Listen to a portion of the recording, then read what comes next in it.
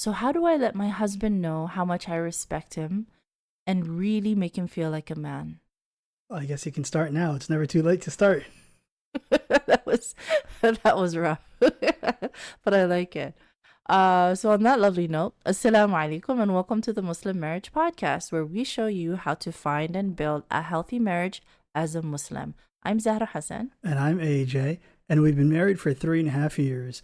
And if you like our videos, please comment and subscribe.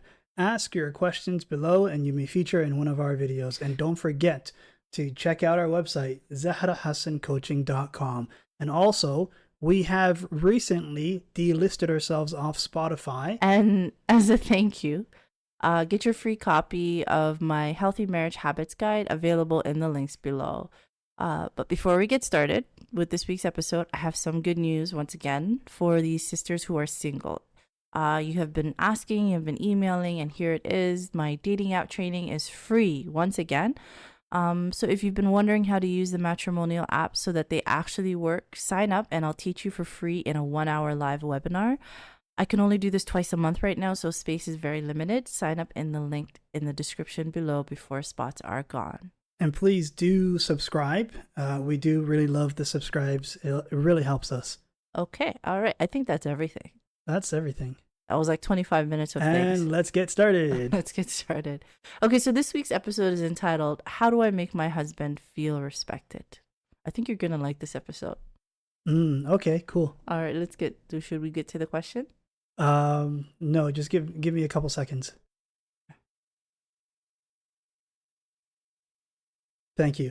I respect that. I respect that you actually respected it enough to actually give me a couple seconds. You're welcome. That was lovely. You're welcome. Let's not make it a habit. Okay, give me a couple Okay.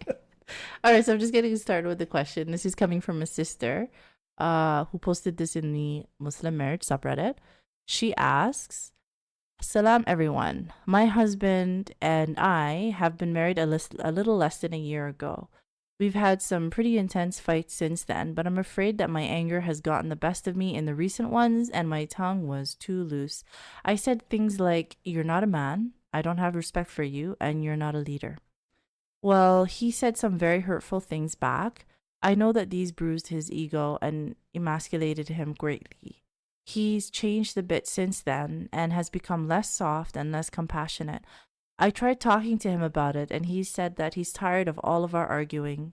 We started arguing almost every day for the past month, but we didn't used to before, and that his respect for me has gone down because of the words I carelessly threw at him. He said he feels embarrassed and emasculated, and he wants to work on his marriage along with his softness towards me as long as he starts to feel like I respect him again, which I completely understand. I need advice on how to do that. I know I'm not going to pick nonsense fights with him, but does anyone have any advice on how to make a man feel respected, especially after dealing with the situation above? I'd really appreciate any advice, and if you have any nasty comments about my behavior, then please refrain from doing so. I'm upset at myself, and I'm trying to improve, In Shaa Allah, to never make the same mistake again. They seem really young. I omitted their ages, but they're not that. They're in their early 30s. Okay. Yeah. I would have thought they would be like in their early 20s. Okay. Because usually like it's in early 20s where people would immediately start arguing after marriage. Yeah. Like the honeymoon period is like 3 months long, right? Yeah. It's about 6 months, according to data. So Which data are you pulling from? There are established about 4 stages of relationships. Was it 4 or 5? There are 5 stages of relationships. Just like grief. There we go. Let's move on. Okay. So it's about 6 months. For 0 to 6 months is about the honeymoon stage. For and some they started fighting 11 months in, right? Yeah. Well, no, they started fighting every single day. Yeah. 11 months in. Yeah. So they pretty frequently. Yeah, they're batting 1,000 right out the gate. So what do you think about this situation? I mean, I feel like it's preventable, you know? But what she's asking for, right? She's saying we had this situation. So I'm going back through the question. They weren't fighting. They weren't fighting the whole time. Yeah. But they have had a few intense fights.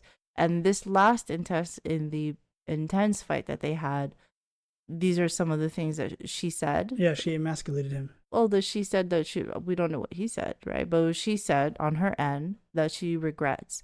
And she now wants to focus on trying to wipe that away and helping her husband feel respected once again. Yeah. Now, again, as representative of all men, I think there's like 4 billion of you. What are some ways that a wife can help her husband to feel respected? Truth be told, it's like, okay, I think it's more micro than macro. Okay. For men, because, like, for example, if I'm sat here and I say, "Hey, can you get that for me over there?" Right, and then you're like, "Okay, let me just go. All right, fine."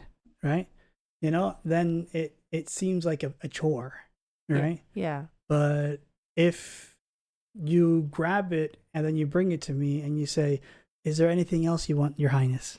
Then I'll feel like, yeah, hell, there's some respect here. Yeah. Hot dang, look at that. She respects me. Yeah. And like, if I am feeling stressed about something and you pick up on it, right? Yeah. Don't say man up. Yeah. Should stop saying that. Yeah. No, you haven't been saying that. No, I'm just kidding. Yeah. Right. But she attacked his manhood. Right. Yeah. So, as this is official advice, as a woman, don't tell your husband to man up ever. Right. Yeah. Because when you say man up, you're telling him what you are right now is less than a man. Yeah. You are below a man right now. Yeah. Right. What you should say is expand your manhood. Yes. Yes. Increase. Yeah. Increase your manhood. Yeah. Right. Not increase. No, expand. Expand. Yeah. I think there's a difference between increasing manhood, which is only up. Yeah. Right. And expanding, which is outward. Okay. Just like, let me get big for you. Okay. That's like a muscle building type of like testosterone fueled, like, ugh, okay. All right. Like if you tell a person to expand upon their manhood, it's not telling them that they're deficient. I see what you're saying. It's like a balloon is always 100% full of air, no matter how inflated it is. Yeah. The balloon itself is still full 100% of air. You could just increase the amount of air inside it. It's always going to be 100% full of air. Yeah. Yeah. No, I understand what you're saying. So from my very educated point of view as a woman, let me tell you about masculinity. Go ahead. I think that it's a very broad term, right? And that it contains so many, such a huge number of different facets and different dimensions that it's almost not really useful to speak about masculinity, in my personal opinion. Yeah, right? You need to get like a degree to speak on it. Well, yeah, We're that complex. Of course, but I'm saying that even for somebody who has a degree on it, let's say there was a degree in masculinity, because there's so many different facets that if you are speaking to your spouse and you're now going to talk to them about their masculinity, it makes no sense because there's so many different divisions, so many different dimensions to masculine. What do you mean? Like, what do you mean? Do you mean it like in terms of providing? Do you mean in terms of protecting? Do you mean in terms of being there for you emotionally? There's so many different. So instead of speaking about masculinity, right? Which I agree, you really should never really speak about your spouse's masculinity or femininity. I think both are terms that do a lot more damage than are useful in any way, because what you're speaking to them, when you tell your spouse that they're not masculine enough for you or feminine enough for you, what they're hearing is that they're not enough for you. Yeah. They're just not enough. Yeah. Specifically with masculinity and femininity. Say it with me. It is what it is. Okay. You do this thing where you say at random times and during the day, just say it with me. And I have no idea what's going to come. I don't give you any hints. There's no context, and I just guess. All right. That's never going to change. I'm never going to know. I'm never going to be able to read your mind. I'm just telling you. Yeah, but ultimately, it is what it is. It is what it is. Don't try to change what it is. Of course. But going back to the masculinity and femininity, when you once again, if you, I'm going to repeat this because it's so important. If you tell your spouse that they're not masculine enough for you or they're not feminine enough for you, what they're hearing is that they're not enough for you. Yeah. And that is just that's extremely damaging, even for the most secure person. Right? Yeah. So don't do that. Don't talk to them about that. Instead, focus on what is the specific issue. It's unlikely that a person is overall not enough for you. Otherwise, you wouldn't have married them, right? But there is a specific area where there is an issue. So if we're going to take a guess, we'll say that a lot of fights are about finances, especially in today's age. So if we could take a complete guess about what they were upset about, and it was with respect to finances, she felt for, again, 100% a guess. We'll say a sister, a random sister, not the sister, might feel like her husband is not providing enough for her, and that he's more accurately not putting enough effort in order to provide for them, right? So I'm not talking about the gentleman or the brother who's working, 60 hours a week, and is bringing in a certain income that's not enough, but because he's working so hard, who can say that this person is not putting enough effort? We'll say there's a sister who's speaking to her husband who is working 30 hours a week. Yeah. Or 20 hours a week. And they don't have enough money. And so she now goes to him and says, I need you to, instead of saying that you're not being masculine, you're not being a man enough for me. It's not useful. Because there are so many other divisions of masculinity that he's more than adequate for her. That's why she married him. Yeah. It would be more useful to speak about the being provided for specifically here, because that's what she's upset about. Yeah. You see what I'm saying? So that's why to bring it up in marriage is, number one, damaging, and number two, not useful. Yeah. The person will have no idea what you're talking about. Yeah. Right? So that's the first thing overall. So she knows, this sister in the question, she knows that. But I'm just putting that out for the people. Don't speak about your spouse's masculinity, femininity. Don't speak on percentage. Yeah, right? Don't tell your spouse that they're not enough for you. Yeah. That's a hard thing to come back from. Mm-hmm. So I looked into it before this episode. There was this idea back in the 90s that I would see it on talk shows. I would see it on Dr. Phil, Oprah, all of these pseudo psychology shows, right? Where they would say something like, it takes 1,000 I love yous to erase one I hate you. Right? I don't think that the ratio is like that high from my experience. I would say that you're now going to have to put in a lot of work to erase those words. So in this case, the word is that you're not man enough. It's going to take about 100 you are man enoughs to erase each you're not man enough, right? So to keep those, nobody's done any scientific research, but it's useful to keep that in the back of your mind, that that's how much work I'm going to have to put in to get to a baseline level of emotional trust between the two of us, because that's what's been damaged here, is the emotional trust. I know my number. Yeah. I know my number. Oh, okay. If someone told me that I'm not man enough, it's going to take 3 you're man enoughs and 2 holes in the wall. Who's making the holes? Me. Oh, okay. Yeah. That makes sense. Yeah. Please don't do that. Well, I would never say. If I were to punch the hole the first time, they're like, you're man enough, oh my God. Right? And I punch the hole the third time, they're like, you're man enough. And then I would stop. Okay, so just for the audience, please don't do that. But that makes sense. That makes perfect sense. And also, please don't do that.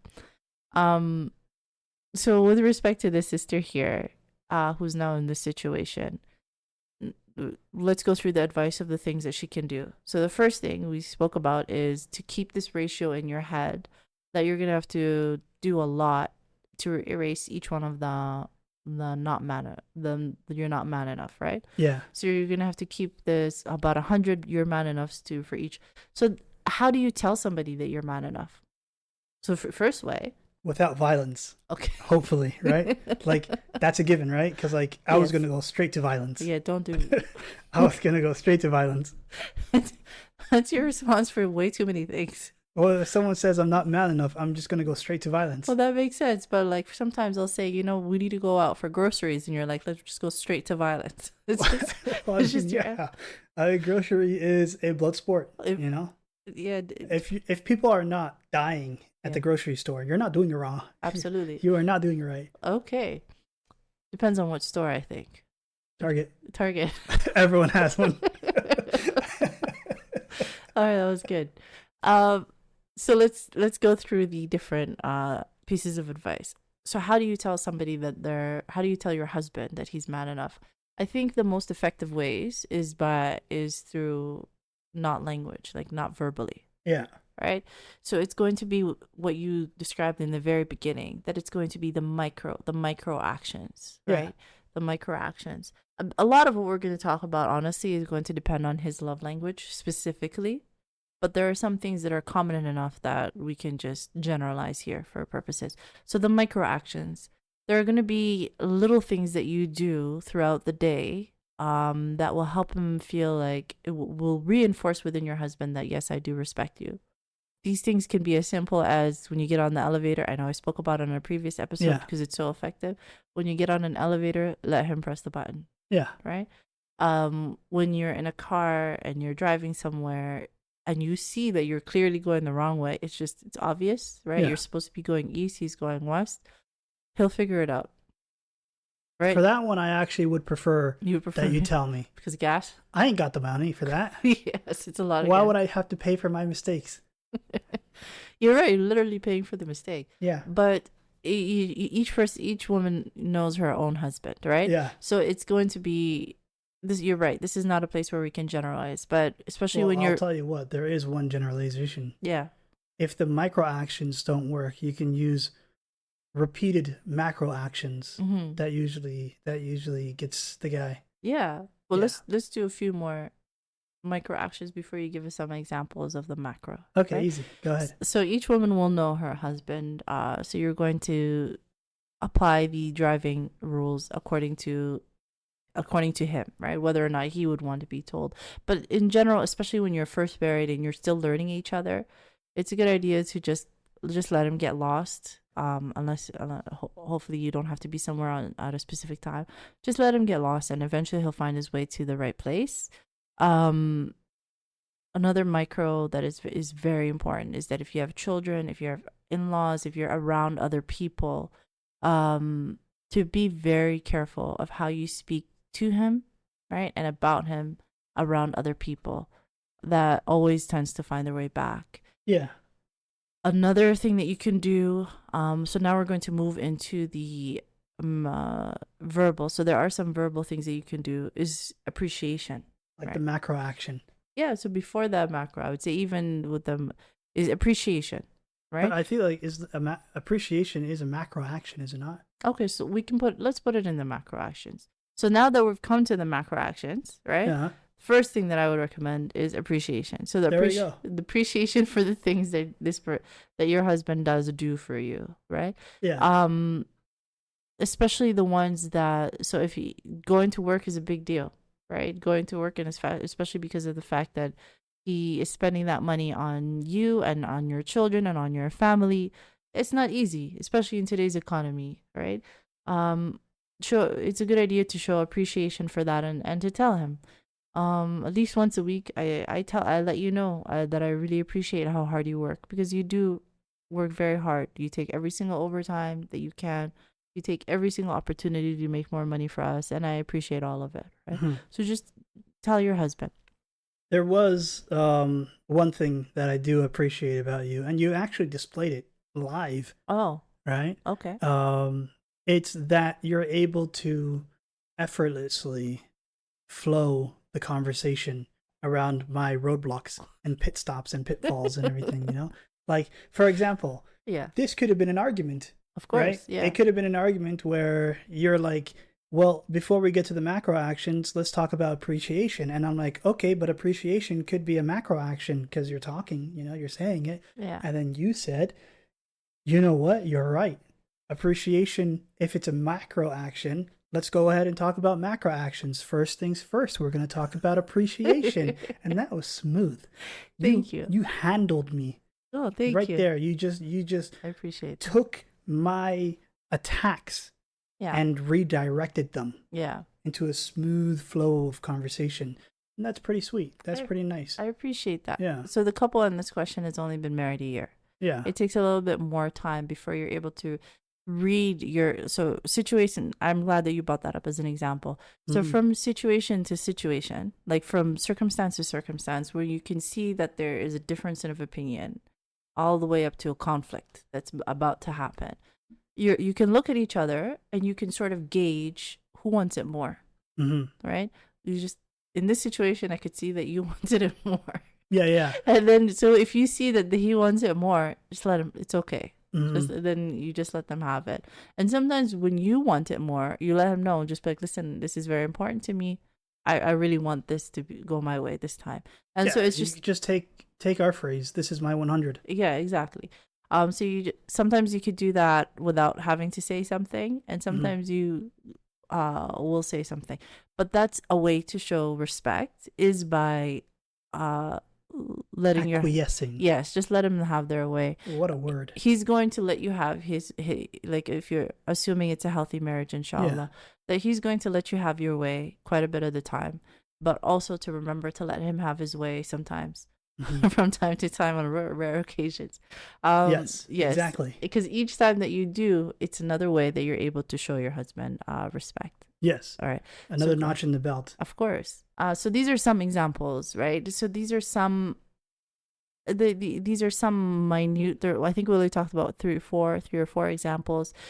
What I'm trying to impress upon the listener more than the specificity of the examples is the overall idea, like the overall vibe, right? So that once you have the right perspective, like the right viewpoint of how to approach showing your husband that you respect him, then you're going to be able to find countless examples throughout your day. You see what I'm saying? So the first thing, and I think the sister's already done that, is to internalize that I do respect, because the reality is you wouldn't have married him if you didn't respect him. Yeah. So internalize and reinforce within yourself that I do respect this man, and to remind yourself of all of the things that you appreciate about him, right? And one thing that I tell clients to help them to remember to do this is that each day, tell your spouse at least one thing that you appreciate about them. It's okay to repeat from the day before, but to try to make it as specific as possible, right? So instead of just saying, I appreciate you, it means a lot more when you say something like, I appreciate the fact that because, and this is very specific, I appreciate the fact that because I don't drive for a number of reasons, like I specifically choose not to drive, I appreciate the fact that you don't make me have to ask twice. That you don't make me feel like it's a burden for you to take me places, right? I appreciate that a lot. So each day, if you're finding one example of something that you appreciate in this person who is living life with you, right, who's been your partner in all of this time, it does two things. Number one, it lets him know that he is being seen, right? That his efforts are being seen and that they're landing. And it makes him feel good about himself, and it makes him feel respected, right? And number two, it trains us, right? It trains us as wives. And of course, I'm asking husbands, do the same thing for your wife, but this is the husband's episode, right? It trains us as wives to look for the positive. So if each day you're thinking of, okay, I want to say something that I appreciate, you're training yourself to be biased in looking for the positive more than negative, which is very powerful, right? Yeah.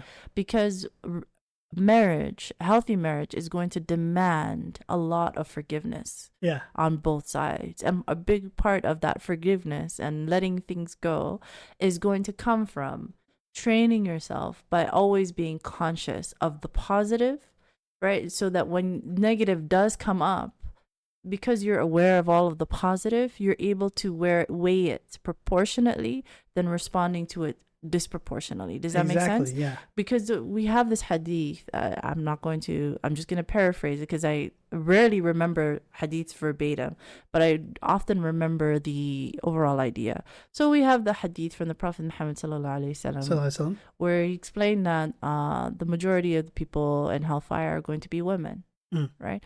And when he was asked about that, again, just the overall idea, he explained that because women, sometimes we have can be unappreciative of the husbands, right? And unappreciative of their efforts, and that if they do one thing bad, that a woman can say all the times yes, that they did good. Exactly. And they'll say, "You've never once done any good for me." Exactly. So this can be so having this mindset of looking for the positive and remembering the positive, so that the negative is in proportion to the positive, is a good protection against that. And that's something that our religion does teach us, right?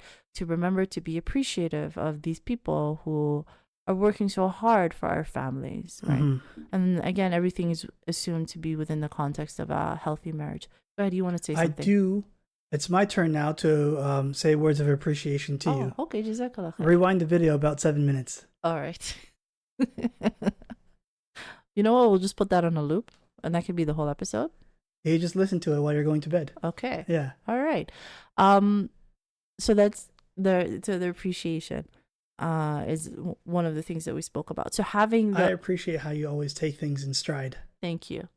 So the overall idea of learning to look for the positive is important in terms of perspective. Of letting your husband know that you appreciate him is important. Of doing the little tiny things, of letting him press the button. Try not to criticize him in public at all, even in front of your children. In fact, your children are the most important public in your life. Yeah. Right. Hopefully the overall idea is coming through. Now, I want to talk about this specific Before sister. that, sure, go ahead. I also appreciate that you don't criticize me in public. Oh, Jazaa K'Allah Khayr. That's very swag of you. Oh, Jazaa K'Allah Khayr. I also appreciate your patience. You're always very patient, no matter how annoying I get sometimes. Like, sometimes I'll just get really annoying, and it's like, you are a bastion of patience, honestly. Like, it's impressive. I appreciate that about you. You are very patient. You understand that, right? Yes, Jazaa K'Allah Khayr. That's, wow, mashallah. Jazaa K'Allah Khayr. The patience on you is just insurmountable. Well, it's not unlimited. No matter how annoying a person can get, you're just so patient. I forgot all my points. That's amazing. Like, you can just laugh through stresses.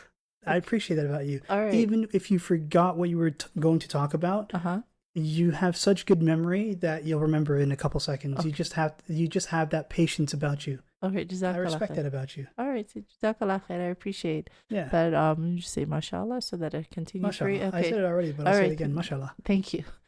Okay, let's see if I can remember what it was that we were gonna see. Okay, I remember now.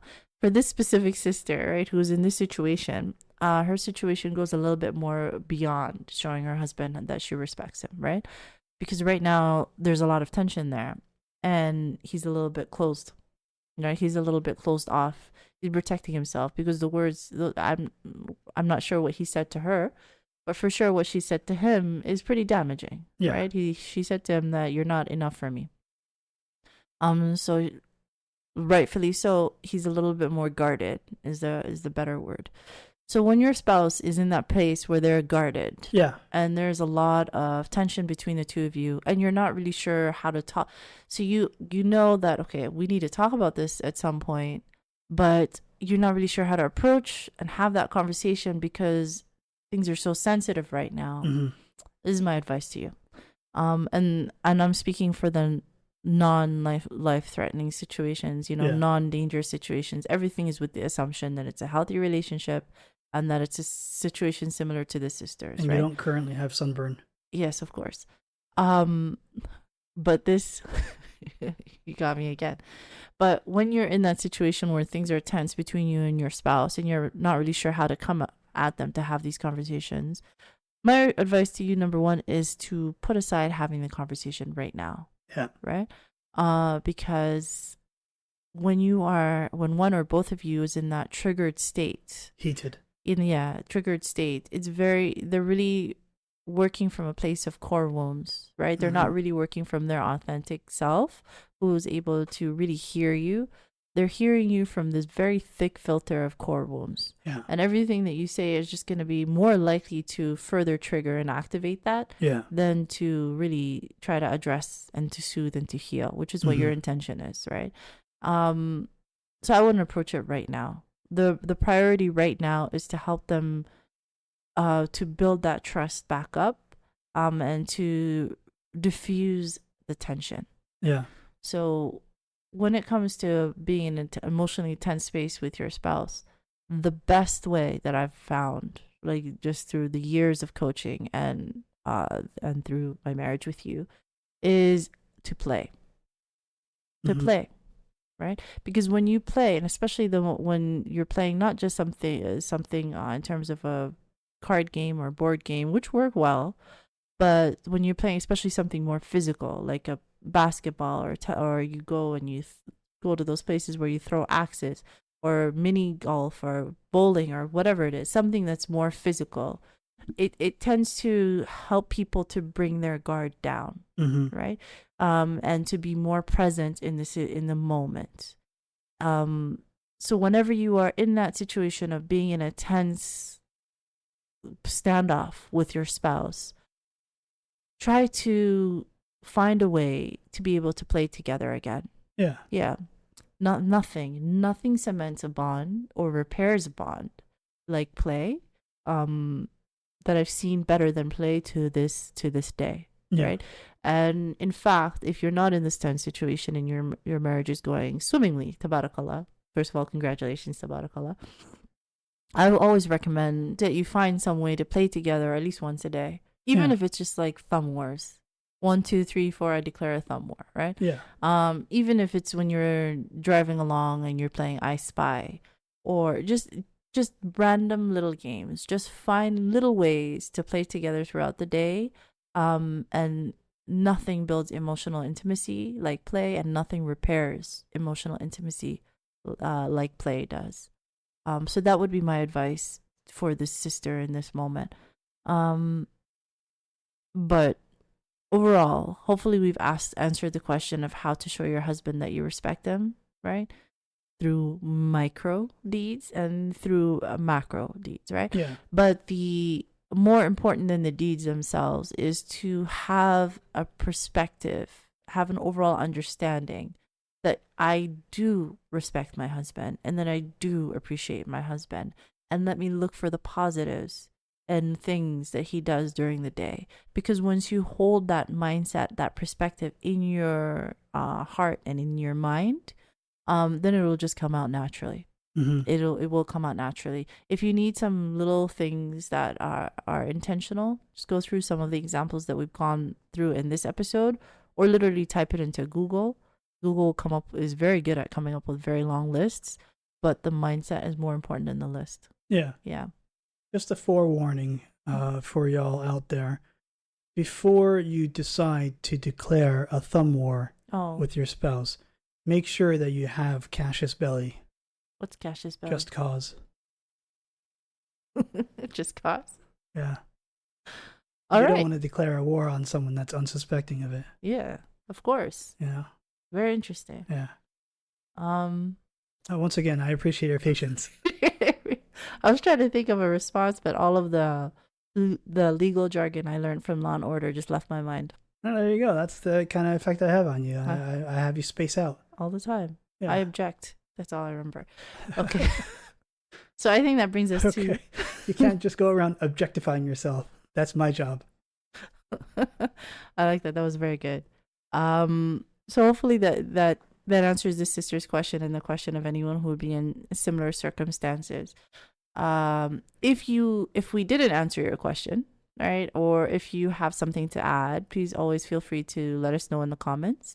Or if not, you can always reach out to us and ask a question that you do or don't want read on the podcast. You can find the link to that in the About section on our YouTube channel. You can also find the link to that on our website at www.zahrahassancoaching.com/The Muslim Marriage Podcast. Yes. Right? So once again, Jazaa K'Allah Khayr, and thank you so much for choosing to spend this time with us. We always appreciate it. If you haven't subscribed to the channel already, please subscribe. It helps us a lot out. And if you haven't downloaded your copy already, feel free to download your copy of the Healthy Habits Marriage Guide. I believe that's it. Is there anything we're missing? That's everything. Okay, so once again, Jazaa K'Allah Khayr for your time. We hope you have a wonderful weekend, and assalamu alaikum. Wa alaikum salam.